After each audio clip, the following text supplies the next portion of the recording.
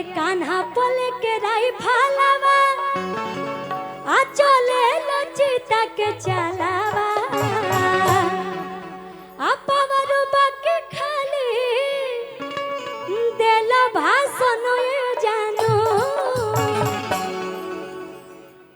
आजकल के जनरेशन में लड़की ये कहतड़ी कि अरे कान्हा पोले के राई फालावा चले लचिता के चलावा।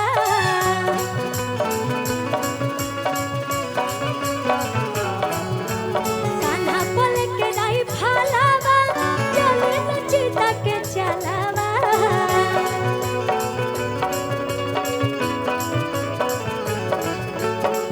पावरो बाके खाली देला भाषण ये जानू। पावरो बाके खाली देला भाषण ये जानू। लेकिन अच्छा तू का कहलू हो का चलेलिया जिला में हमर शासन ने जानू। का बात ये हुए बिया कि अरे चलेला जिला में हमारे शासन ये जानू। चलेला जिला में हमारे शासन ये जानू। नमवा धो देबू त छुई ना प्रशासन ये जानू। नमवा धो देबू त छुई ना प्रशासन ये जानू। कान्हा पल के राई फालावा चले लचिता के चलावा।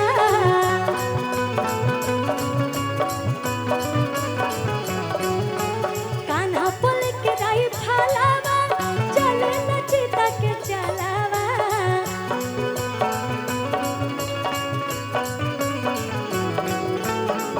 पावरो बाके खाली देला भाषण ये जानू।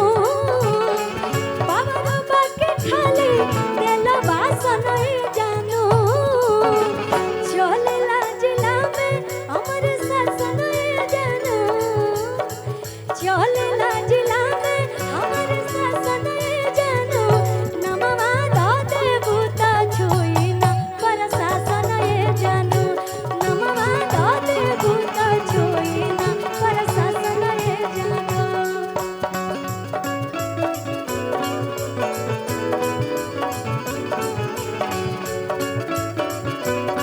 क्या बात है?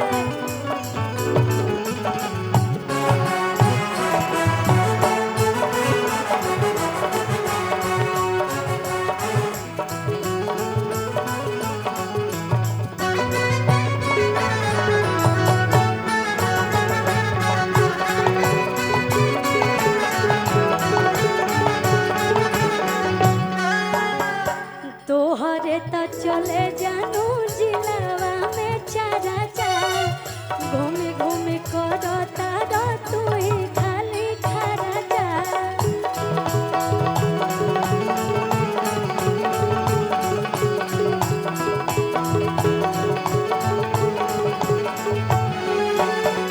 तोहरे त चले जानू जिलावा में चारा चार।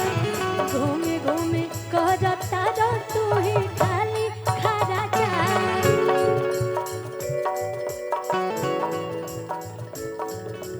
कान्हा पल के राई फालावा चले लचिता के चलावा।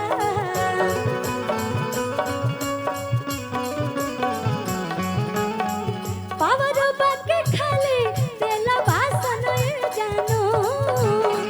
पावरो बाके खाली देला भाषण ये जानू। चलेला जिला में हमारे शासन ये जानू। चलेला